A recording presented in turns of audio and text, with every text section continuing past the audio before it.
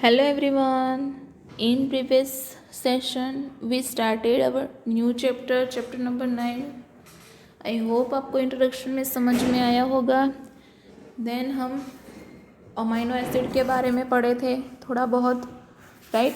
अभी डिटेल में जब प्रोटीन पढ़ेंगे तब अमाइनो एसिड के बारे में डिटेल में पढ़ने ही वाले हैं.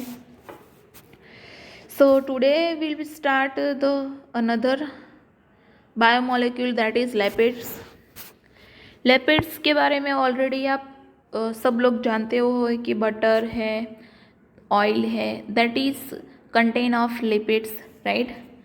उसको फैट भी बोला जाता है. So that is generally are water insoluble, कि उसका जो नेचर है वो कैसा है, वाटर इनसॉल्युबल, कि आप पानी को और ऑयल को मिक्स करते हो, राइट. तो दोनों अच्छे से मिक्स नहीं होते हैं, right.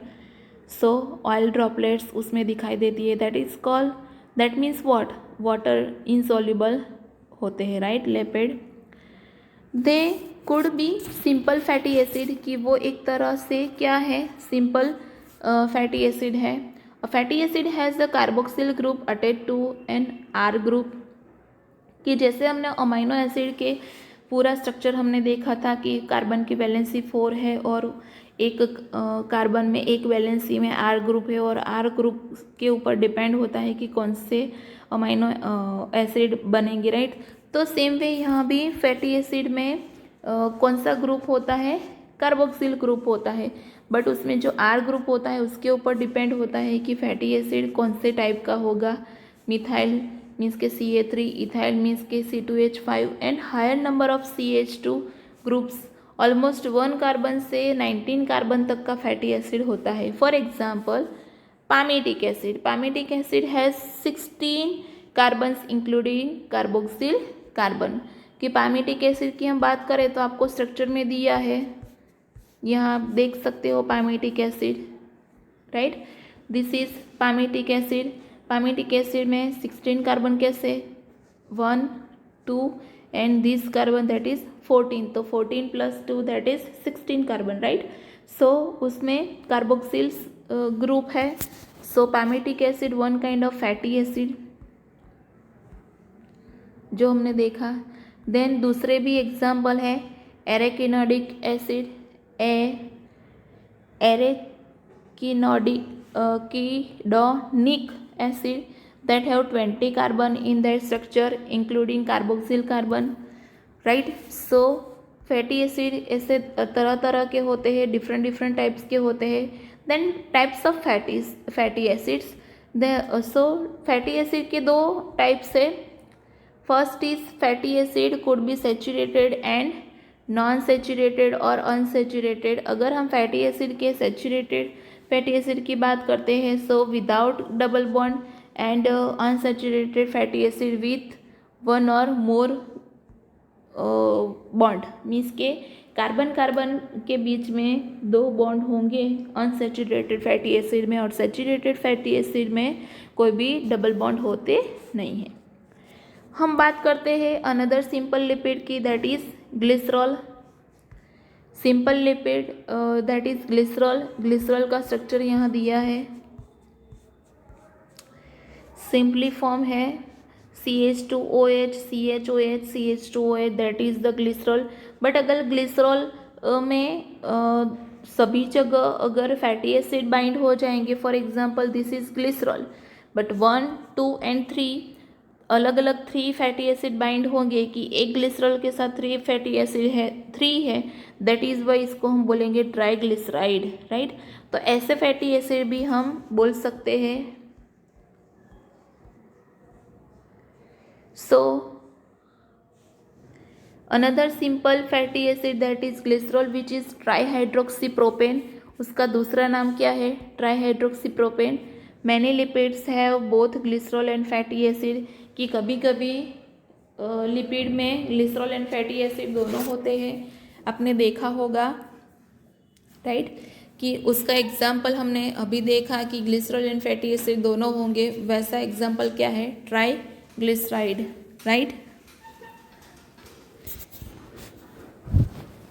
Here fatty acid are found esterified with glycerol, कि अगर फैटी एसिड ग्लिसरॉल के साथ एस्टरीफाइड होंगे तो उसका जो स्ट्रक्चर होगा वो चेंज हो जाएगा. They can be then monoglyceride, diglyceride and triglyceride.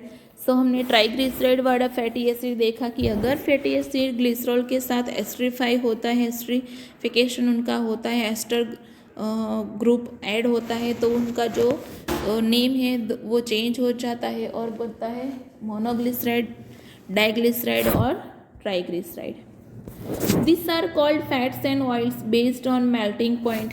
कि ये जो फैट्स एंड ऑयल होते हैं वो मेल्टिंग पॉइंट के ऊपर डिपेंड होते हैं. For example oils have lower melting point, कि some oils have lower melting point. For example gingelly oil and hence remain as oil in winter. कि अगर मेल्टिंग पॉइंट किसी ऑयल का लो है, दैट मीन्स कि वो विंटर में, नॉर्मली विंटर में जो ऑयल होते हैं वो क्या हो जाते हैं, एज इट इज़ नहीं रहते हैं, वो मेल्ट हो जाते, ज़्यादा मेल्ट हो जाते, राइट. बट यहाँ some oil have low melting point, कि उनका जो मेल्टिंग पॉइंट होता है वो लो होता है, जो विंटर में भी ऑयल फॉर्म में ही होते हैं. For example gingelly oil. Can you identify a fat from the market? Some lipid have phosphorus. कि हम यहाँ अब नॉन मीन्स के कॉम्प्लेक्स लिपिड की बात करते हैं, कि कभी कभी लिपिड के साथ अनदर मॉलिक्यूल बाइंड होता है, दैट इज़ वाई वो जो मॉलिक्यूल बाइंड होता है उसके बेसिस पे नॉमेनक्लेचर होता है लिपिड का. तो some lipids have phosphorus and phosphoridated organic compound in them, that is why they are called phospholipid.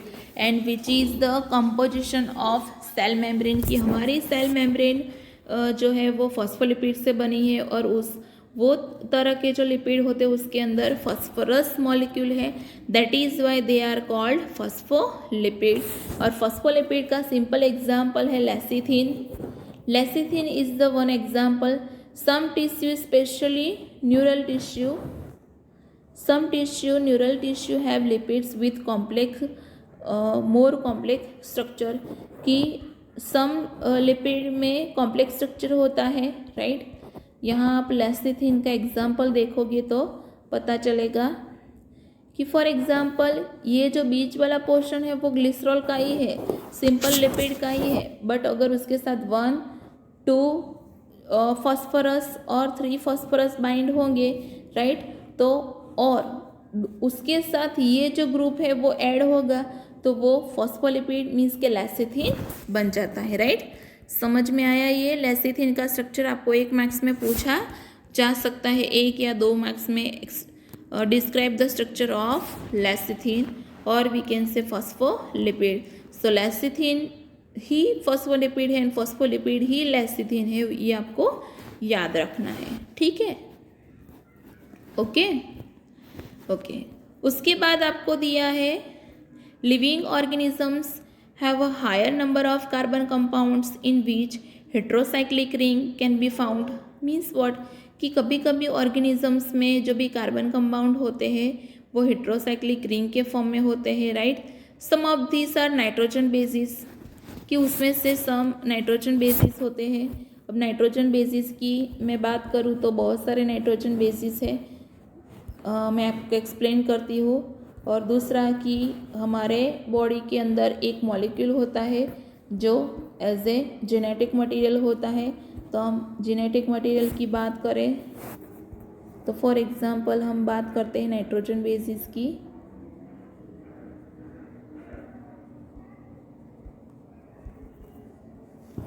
So nitrogen bases, there are 2 types of nitrogen bases.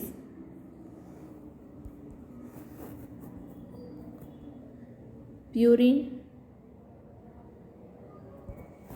and pyrimidine.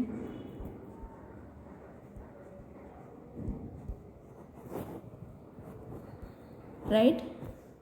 Purine की हम बात करें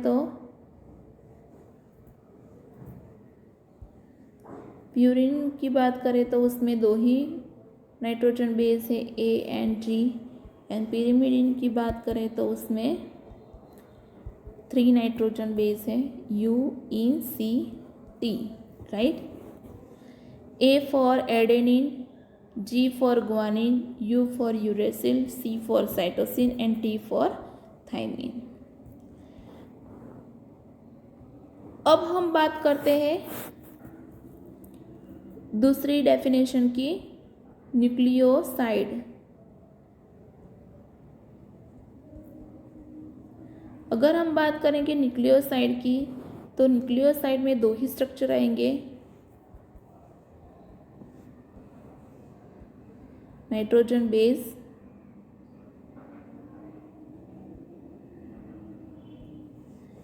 and sugar, nitrogen base and pentose sugar. But pentose sugar दो तरह की है। अगर DNA होगा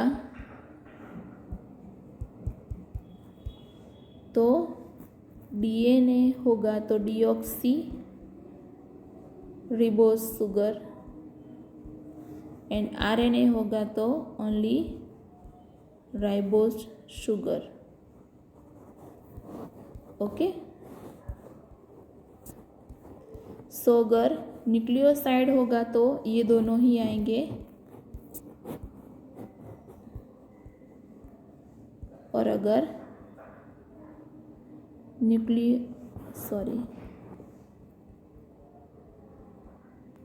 न्यूक्लियोटाइड होगा तो उसमें 3 जन आएंगे, nitrogen base, sugar and phosphate group,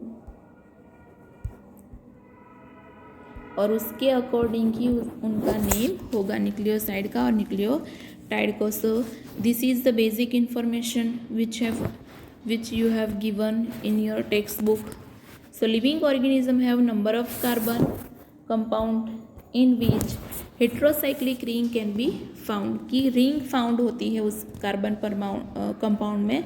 some of this are nitrogen bases, कि उसमें से जो हेट्रोसाइक्लिक रिंग जिसमें होती है उसमें से सम नाइट्रोजन बेसिस होते हैं, like adenine, guanine, cytosine, uracil and thymine, जो हमने देखा प्यूरिन और पिरिमिडिन के बेसिस पे। When found attached to a sugar, कि अगर ये नाइट्रोजन बेसिस के साथ शुगर बाइंड होगी तो उनका नेम चेंज हो जाएगा न्यूक्लियोसाइड। सो यहाँ बहुत सारे न्यूक्लियोसाइड आपको दिए हैं डायग्राम में। फर्स्ट ऑफ ऑल यहाँ दिया है राइबोस शुगर दी है, this is the ribose sugar, right. उसके बाद यहाँ एडेनिन दिया है, राइट, जिसमें 2 हेट्रोसाइक्लिक रिंग है। देन उसके बाद हम उसका नेमिंग देखते हैं, नेमिंग के बेसिस पे हम उसका स्ट्रक्चर देखते हैं। बट अगर कि न्यूक्लियोसाइड मीन्स व्हाट, कि नाइट्रोजन बेस एंड शुगर दो ही। बट अगर हम बात करते हैं फॉस्फेट ग्रुप की, कि उस नाइट्रोजन बेस, शुगर और उसके साथ अगर फॉस्फेट ग्रुप बाइंड होता है तो they are called nucleotide. So nucleoside और न्यूक्लियोटाइड का एग्जाम्पल दिए हैं adenosine, guanosine, thymidine, uridine, cytidine, that is the nucleoside. तो न्यूक्लियोसाइड का स्ट्रक्चर हम देखते हैं।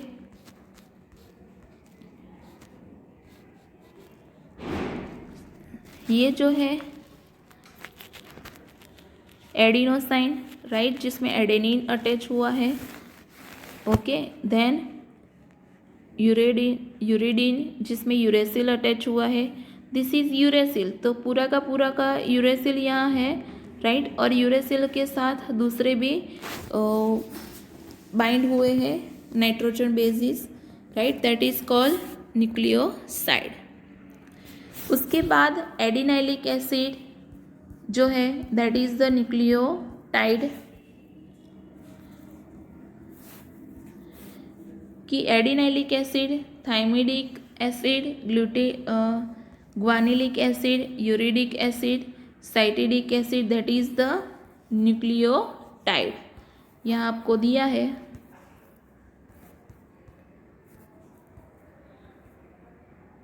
एक ही दिया है एडिनाइलिक एसिड, राइट। उसके बेसिस पे ही दूसरे 4 जो न्यूक्लियोटाइड है वो आपको याद रखने हैं। सो एडिनाइलिक एसिड में देखो आप कैसे स्ट्रक्चर है, एडेनिन है, उसके साथ ये जो फॉस्फेट ग्रुप है वो बाइंड हुआ है और कुछ चेंज नहीं है। यहाँ फॉस्फेट ग्रुप नहीं है, राइट, और नाइट्रोजन बेस है सिर्फ, और यहाँ नाइट्रोजन बेस तो है, फॉस्फेट ग्रुप है और साथ में शुगर भी है। दैट इज़ वाई यहाँ इसको न्यूक्लियोटाइड बोला गया है। Clear.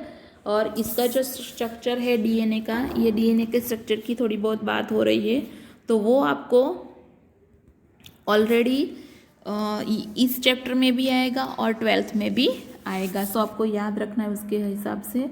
So nucleic acid like DNA and RNA consist of nucleotides only, कि डीएनए एंड आरएनए के पास क्या होता है, सिर्फ और सिर्फ न्यूक्लियोटाइड, न्यूक्लियोसाइड्स नहीं होते हैं। So DNA RNA do function as a genetic material. वो आपको पता ही है कि DNA and RNA as a genetic material work करते हैं। That you have to seen in chapter number 6 standard 12, कि आपको डीएनए और RNA as a genetic material कैसे फंक्शन करते हैं वो आपको 12th में 6th चैप्टर में देखना है। अभी तो इतना ही आपको याद रखना है। तो अच्छे से ये जो मैंने चार्ट ड्रॉ किया है वो आपको आपकी नोटबुक में ड्रॉ करना है। कभी भी आप जब होमवर्क चेक करवाने आओ तो आपको ये चार्ट मैं देखूंगी आपकी नोटबुक में, और अच्छे से ये स्ट्रक्चर, सभी स्ट्रक्चर लर्न कर देना, राइट। ये एग्जाम में पूछे जा सकते हैं। उसके बाद आपको प्राइमरी और सेकेंडरी मेटाबोलाइट्स के बारे में दिया है कि जब बायोमोलिक्यूल्स जो होते हैं उसमें बहुत सारे ऑर्गेनिक कंपाउंड होते हैं, तो वो जो ऑर्गेनिक कंपाउंड होते हैं उसमें अमीनो एसिड, शुगर जो होते हैं, that is called primary metabolites, कि जिसमें अमीनो एसिड, शुगर वो सब होते हैं, that is called primary metabolites. But when हम प्लांट को एनालाइज करते हैं, when analyse plant, fungi, microbial cells, one would see thousands of compound other than called primary metabolites, right। Primary metabolites के बहुत सारे एग्जाम्पल दिए हैं, alkaloids, flavonoids, rubbers, essential oils, antibiotics, colour pigment, scents, gums, spices. This is secondary metabolites. Primary metabolites means what, कि जो भी amino acids और sugar है that is called primary metabolites. ये जो अमीनो एसिड एंड शुगर है that is called primary metabolites, right. But after analysis of plant, fungal और microbial cell जो हमको कंपाउंड मिलते हैं that is called secondary metabolites, right. आपको यहाँ टेबल में दिए ही है, इसके अंदर यही याद रखना है आपको, और कुछ याद रखना नहीं है, राइट, डिटेल में।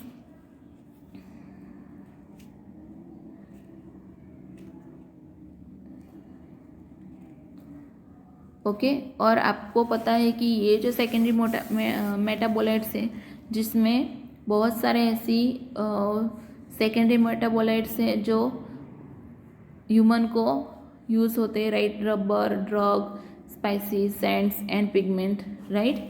सो some secondary metabolites have also ecological importance that you study in higher class. Okay. So ये आपको याद रखना है। और इसी के साथ हम लिपिड के और नाइट्रोजन बेसिस के बारे में जो भी इंफॉर्मेशन है वो ख़त्म होती है। इसके बाद बायोमैक्रोमोलेक्यूल्स हैं, बायोमैक्रोमोलेक्यूल्स की बेसिक इन्फॉर्मेशन, उसके बाद प्रोटीन की इन्फॉर्मेशन, उसके बाद structure of protein, that we will see in next session. But याद से अच्छे से याद रखना कि ये जो चार्ट मैंने ड्रॉ करवाया है वो आपको नोटबुक में लिखना है, और जो भी मैं पढ़ा रही हूँ वो अच्छे से आपको दिमाग में बिठाना है, जिससे आपको ये जो चैप्टर है वो इम्पोर्टेंट है, बिकॉज 12th में इसके रिलेटेड सम क्वेश्चन आएंगे। और बायोमोलिक्यूल्स चैप्टर तो आपको कॉलेज में भी बहुत यूज़फुल होता है। सो अच्छे से ये चैप्टर पढ़ना, ठीक है। और अगर कोई दिक्कत हो तो हमको बताना। ओके, सो नेक्स्ट सेशन में वी विल सी बायोमैक्रो मॉलिक्यूल्स।